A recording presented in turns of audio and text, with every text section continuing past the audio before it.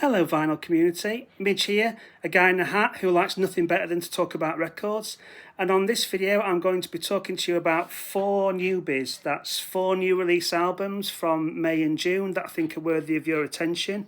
And obviously the biggest one is the new album by Pulp More, their first album in 24 years, and the band have been back together and touring for quite a while now.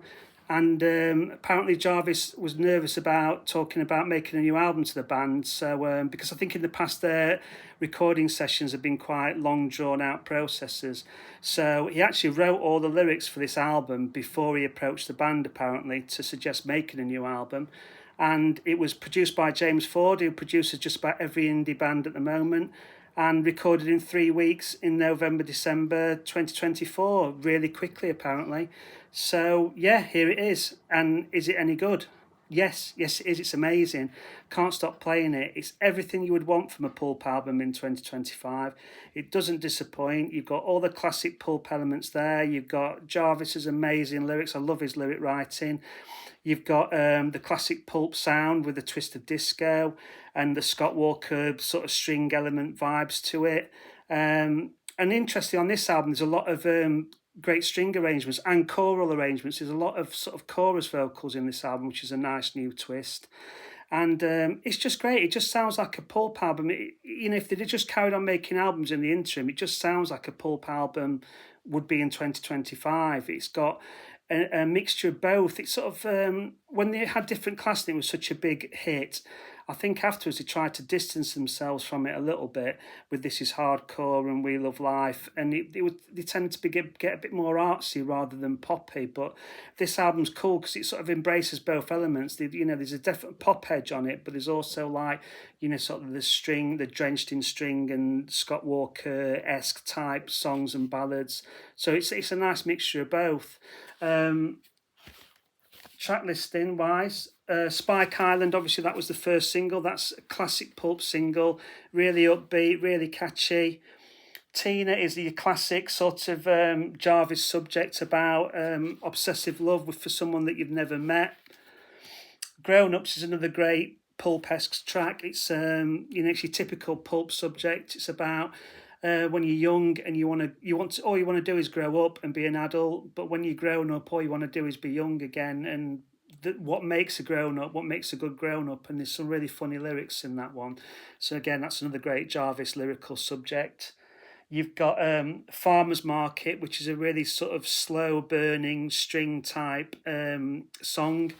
And that talks about, finding love in later life and, not giving up on your dreams and things like that. And, your hopes and aspirations for when you were young don't always pan out. But, there's a lot of good things that can happen to you in later life. So it's quite a mature album. Some of the subjects have got quite a mature. So it's Jarvis looking at life as he is now, at the age he is now.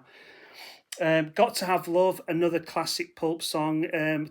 Disco elements and really upbeat. That's a great song. It's got the classic Jarvis monologue in the middle of it, which some of these other songs do have as well, and that's great as well.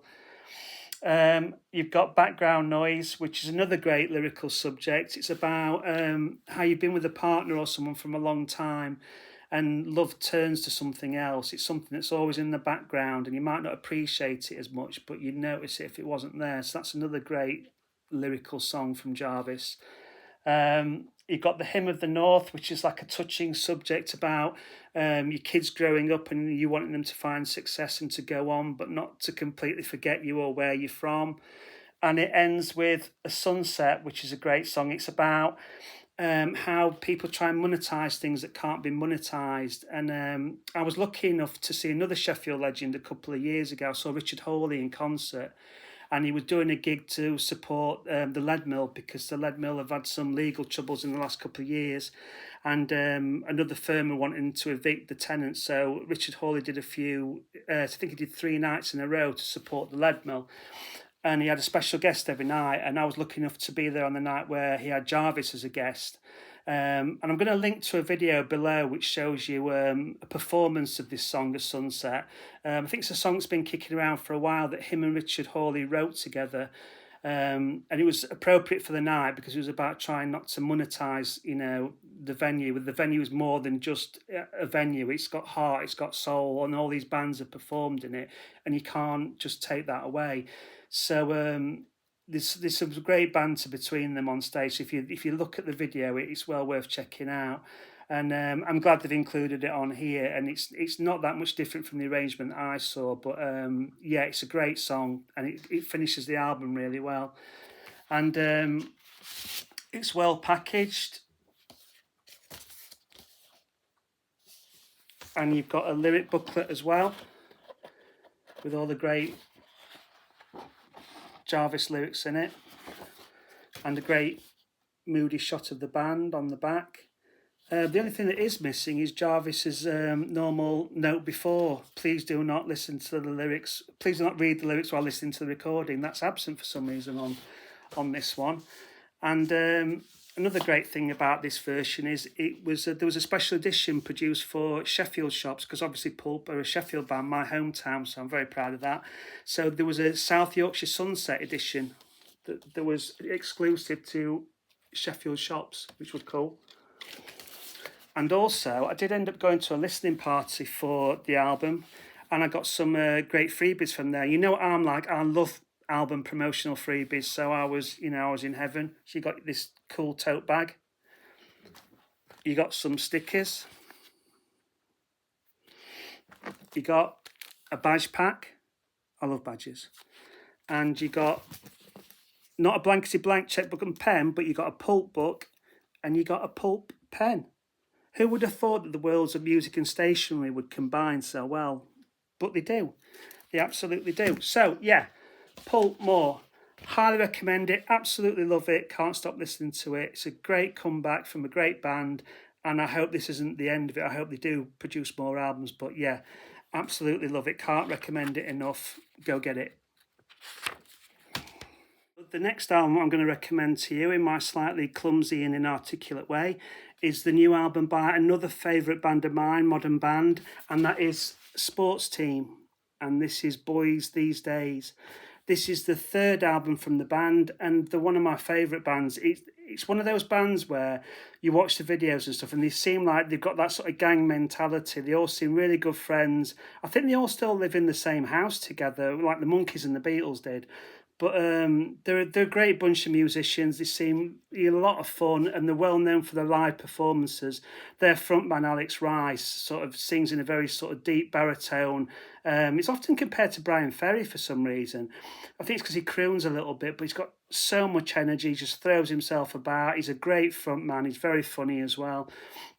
And Sports Team are a band that they're sort of that indie pop, but they take lyrically they take swipes at modern life, and they are quite funny lyrics.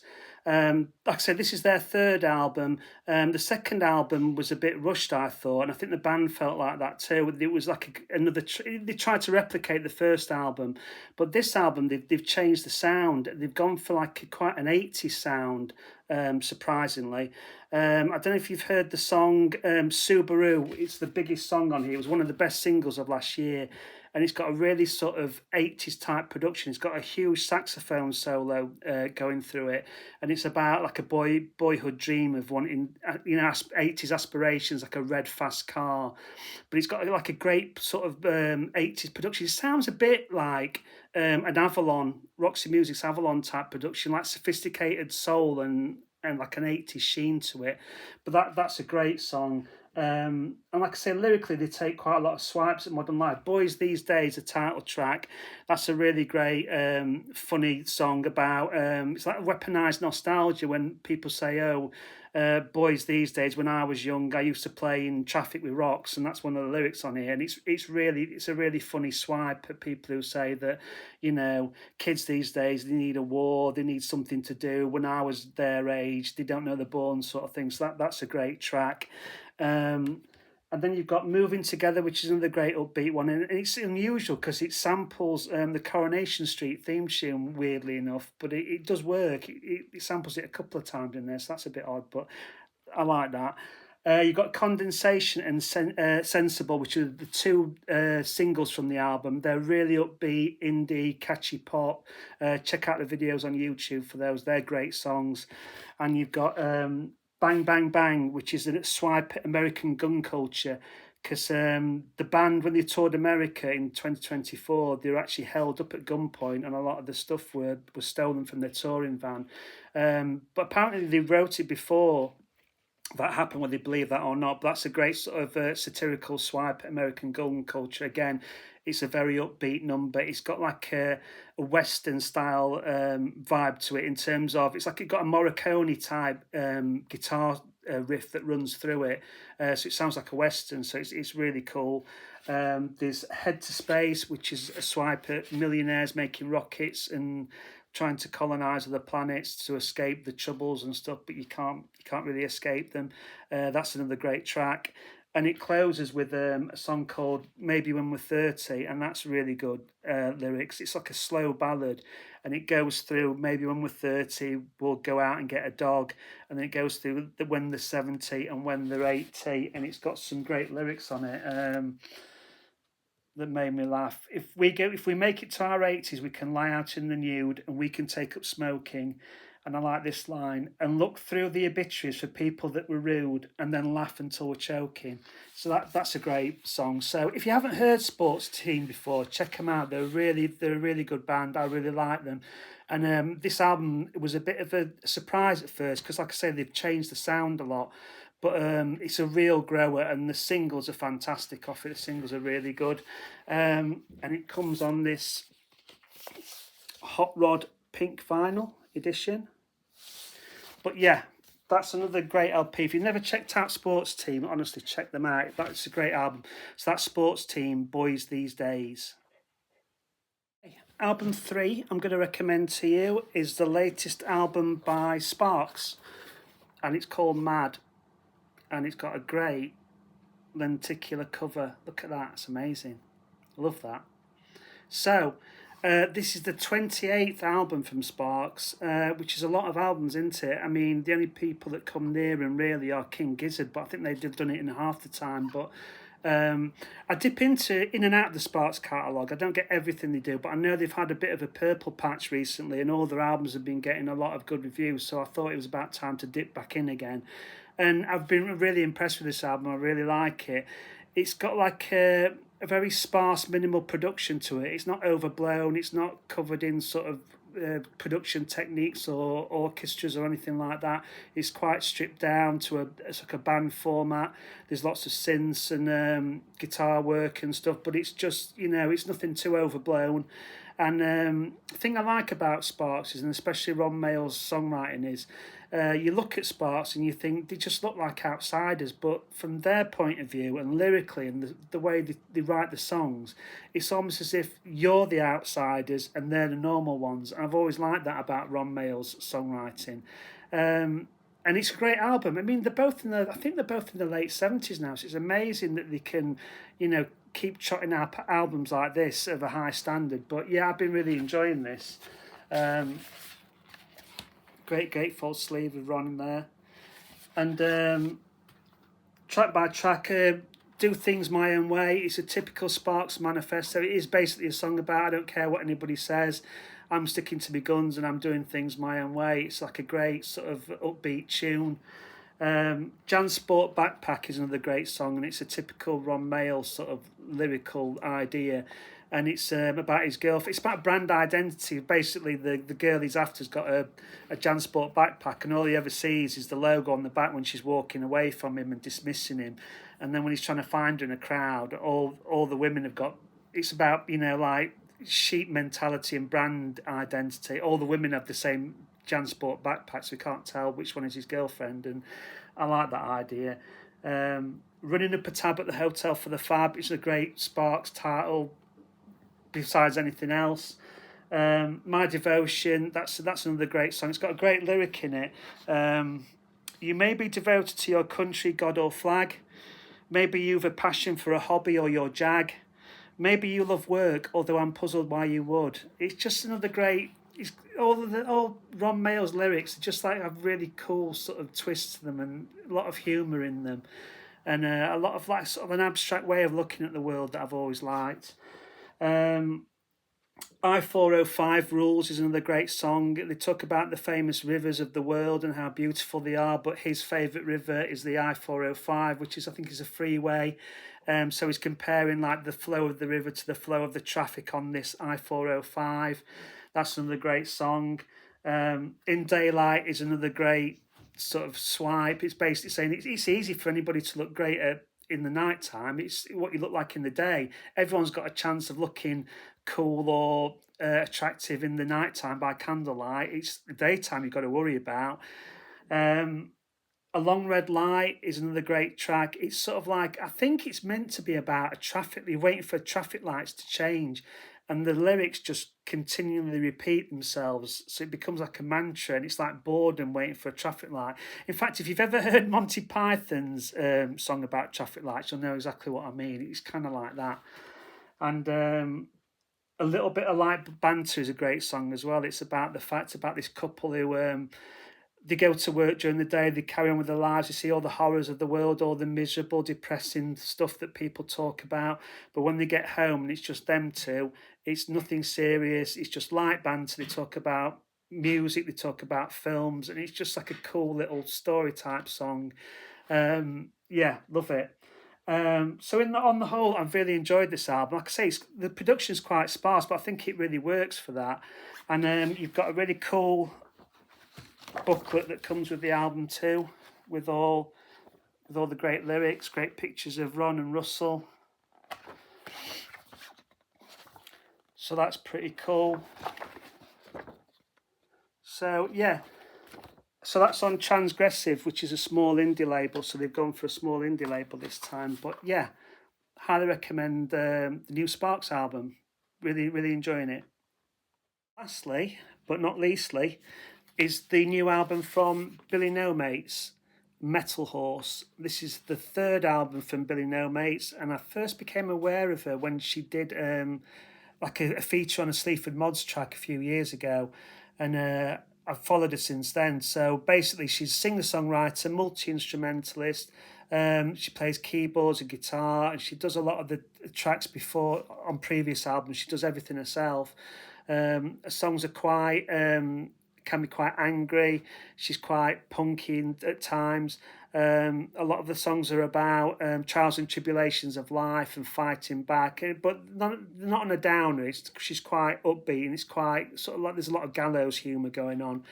So like I said, this is the third album, and it's a big leap forward for her because for the first time she's not done everything herself. She's got a bassist and a drummer in, so the sound's a lot fuller. It does sound like a full band this time, and melodically and songwriting, it's a massive leap forward. It's really catchy, really upbeat. The songwriting's brilliant on this. It's absolutely superb, and the album is sort of based around the idea of a fun fair being sort of like a metaphor for life in terms of, for example, like life is a roller coaster. Not Ronan Keating, whoa, not going into that territory, but that sort of idea where it's sort of like at times it's thrilling, it's exciting, makes you feel good, and other times it scares you to death and you just want to stop and give up. And all the songs are based around that. It's not really a story album, so it's not a concept story album, but all the songs refer to a lot of elements of fairgrounds, amusement arcades, and walls of death, and thrilling rides and stuff like that. But it's not a concept album per se. So, for example, Nothing Worth Winning, it talks about like fairground amusement arcades and stuff, and the fact that you strive for things, and the prizes aren't always worth what you think they're worth, if you know what I mean. But like I say, all the songs refer to sort of like elements of fairground rides, or just to make a point about life in general. There's some really good songs on here. Dark Horse Friend, that's a great song. It also features Hugh Cornwall of the Stranglers, who does like a chorus vocal on it. Apparently she bumped into him in the studio, and her dad was a big fan of the Stranglers, so she was thrilled to have him on the album. like I say, he does a chorus vocal on it, which works really well. And there's Plans, which is a great song. It's like a great driving song with the drums and bass in. It's a song about escaping from the world, fighting back, and sort of, even if the world's got plans for you, you can sort of break through that and achieve, or live your dreams, sort of thing. You've got Life's Unfair, which is self-explanatory. Comedic Timing is a song about the fact that you try and laugh in the face of what the world throws at you, but sometimes it's just impossible to. And Strange Gift, which is really it's a stripped back acoustic song, because apparently she lost her dad before this album. So it's a great song about how when someone close to you dies, you sort of want the world to stop, but the world doesn't stop, and it just carries on. And there's some great lyrics in that. For example, she said, the news doesn't say your name, but the wind still carries on every day, and that the earth doesn't care, basically. It's a great song about losing someone, and the fact that the world doesn't share your grief. But on the whole, like I say, it's not a downer album. It's a huge leap forward, I think, from my last album. It's really melodic, really catchy. Like I said, there's a full band sound to her music now, and it's a great album. And it's one of those ones that grows on you the more you listen to it. And it's got a lovely gatefold sleeve to it, some nice spot gloss on the cover, some great artwork, and it comes on what they describe as blue and black galaxy effect vinyl. I don't know if you can see that very well, like a misty sort of type vinyl effect. But yeah, great album. If you've not checked out Billy No Mates before, it's a good one to start on. And like I say, it's a great leap forward. It's really catchy. Lots of the songs really good. It's an album that once it gets it sucked into you, you carry on listening and listening and listening. So yeah, Billy No Mates, Metal Horse. So that's the 4 albums I'm recommending to you. So I hope you'll check them out. If you do and you don't like them, there's a no refund policy. Don't blame me. It's just that you haven't got good taste. That's all I can say. But yeah, all 4 of those I really recommend you check out. So happy listening, and I'll see you on the next video.